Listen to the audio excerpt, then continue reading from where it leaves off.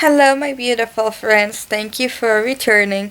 Before we start anything, I hope that you and your families are all okay, doing well, and are staying safe. Today, I've decided to talk to you all about antioxidants because in other videos I talk about it and I explain a little bit about it, but there's been some questions about it. So today, hopefully, I answer all those questions, and if I don't, or you have a question about something that I say or explain, please feel free to put it in the comments and I'll go in on further with that. Now, please keep in mind that I'm not an expert in this, I'm just passing along knowledge that I have to you. So let's get started. So some of you have seen this before, but when you break down antioxidants, anti means against and oxidants mean oxidation. And the definition for that will be molecules that fight free radicals in your body and protect your cells. Now, I think that it is important to know what free radicals and oxidation is to move on. So, free radicals are compounds that can cause harms if levels become too high in your body. Now, it is important to know that free radicals also serve an important part of your body, and in some cases, your immune system, your immune cells, will use it to fight off infections. Now, your body does have its own antioxidant precaution or defense system to fight off free radicals and to keep them in check to some level, but we need from our food, we need some of it. So a lot of the food that I talk about it having antioxidants, and at the end of this video I'll give you some examples of food that are higher in it. But now, without antioxidants, free radicals could cause you serious harm that will cause it will cause severe harm and discomfort and sicknesses, and eventually, if you don't take care of it, you will die. I'm not trying to scare you, I'm just trying to put it out there. And it's not, I don't think it's as heard of, it's not as common, but unfortunately, if you do not take care of it and you neglect your body, unfortunately, that does come. Now let's jump real quick to oxidation. So oxidation is a chemical reaction that can produce free radicals, leading to a chain reaction that may damage the cells of the organisms. I'm sorry about that. The word is organisms. So because the oxidation can cause free radicals, we want to put some antioxidants, because as we saw, anti means against and oxidation is the oxidants. So antioxidants is against the oxidants.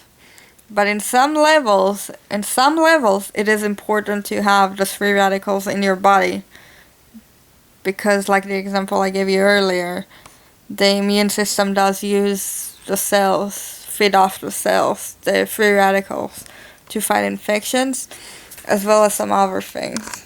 Therefore, free radicals are essential for health, they're essential for your body. There's no not going with them, there's no, get rid of all of them. When you have more free radicals in your bodies and you have antioxidants, your body will go into a state that's called oxidative stress. Some of you may have heard of it, some of you may have experienced it. When you get oxidative stress, it will damage your DNA as well as a lot of important molecules and cells in your body. And unfortunately, sometimes it does result in death if you don't catch it and fix it, if you just let it go.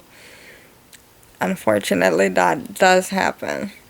Now, I did write down for you here on my whiteboard, because I can't remember all of them that I know when the camera goes on. I wrote them down, so I'll turn this around and I'll show you the lifestyles that are more likely to have oxidative stress. And just remember, this is not incorporating this in your life. It's like when you're doing it excessively and having nothing else. So let me turn this around and I'll show you. So if you're constantly in a pollution area, constantly smoking or around alcohol, like this is heavy, constantly surrounded by toxins, If you have high blood sugar, not necessarily, your regular high blood sugar, but if you have a constant blood sugar that's like blowing through the roof and you're choosing to do nothing about it, then you're in this list. If you are addicted to radiation, tin, and sunbath, which some of the people are not really wanting to say they are, but if you're constantly doing this, you're in this list. Infections that are bacterial, fungal, and viral, and massive amount of excessive amount, or intake would be a better word for this, of iron, magnesium, copper, zinc, which is not, incorporating it in your diet again. It's just if you're constantly having that and nothing else. Too much or too little oxygen in your body, intense, prolonged exercise. Now, I will say this does not mean don't exercise. Repeat, this does not mean don't exercise. But if you're constantly exercising hard and pushing limits and doing nothing else and not taking care of yourself and your body, then you're in this list. If you're having excessive amounts of vitamin C and E, and of course if you have an antioxidant deficiency in your body, then I'd hope that you'd be seeing a doctor if you have this, because they could help you. They could help you or give you something that could help you with this. I will repeat this because I'm sure somebody will take this wrong. This, if you do something like this, if you go tanning once every month or so, you do not count in this list. It's people who do this excessively, like do, no breaks, no taking care of yourself, no nothing like that. So just wanted to clear that and get it right through, you guys. Unfortunately, oxidative stress can lead to a lot of cardiovascular, I think is the way you said this word, a lot of heart problems, as well as certain types of cancers, and eventually death if you don't take care of it. Now, I will tell you the reason why I like using the whiteboard, and I know that I don't have the best handwriting. If you want to write something about it, go for it, about my handwriting. I don't actually care. It's not my best, but this video is not to talk about handwriting. It's to educate you, to share my education with you, so you understand what I'm talking about. So if you have a comment about my handwriting, it's just gonna go like that, because I really don't care for it. But the reason why I like to use the whiteboards is because we all learn differently, and sometimes I have to write things down to remember to tell you all about it. Because when the camera goes on, like I said, sometimes not everything comes out. As well as we all learn differently. Some people need to hear it, some people need to see it, some people need to do it. So sometimes having a visual in front of you is helpful for some people. So the summary of that would be, or like the takeaway of that would be, that you need a balanced antioxidants and free radicals, oxidation and antioxidation. You need a balance to be okay and to be healthy and to be strong. Different plants and different animals also have antioxidants and oxidative stress, but every animal type, every plant type, they have their own different defense system to take care of it. As I'm sure that some people have different defense systems too. Whatever your body needs and does, not one of us is the same. We're all like snowflakes. Okay, my beautiful people. So meat and fish have less antioxidants than fruit and veggies. Now, I don't actually know why that is. I don't know that for a fact, so I'm not sharing that with you. I don't know why that is, but it is a fact that vegetables and fruit have more antioxidants than meat, fish, rice, things like that.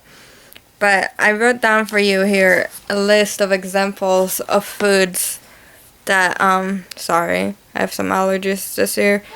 But foods that are high in antioxidants, and there's a whole bunch of them, so it's really not hard to find something. So I'm gonna turn this around and show you all, and then I will let you go. But as I said, if anybody has any more questions, if there's anything I did not go over that you guys want to know about, or that I forgot or missed, please let me know in the comments. That way I can return and fix it. And if I don't know, then I will tell you that I don't know. Alright, my beautiful people, let's start with this line right here. There's lemon, turmeric, tomatoes, carrots, thyme, basil, parsley, ginger, berries like blueberries, blackberries, raspberries, cranberries, green tea and coffee. Well, I'm saying green tea and coffee, it's before all the milk and creams and things are added to it, like the coffee beans themselves. Avocados, dark chocolate, bananas and apples, watermelons, raisins and grapes, beans like pinto, kidney, and black. And when I say that, it's also not from a can. It's from a dry bag that you have to soak in water before you can cook it and eat it. That's what I'm talking about here.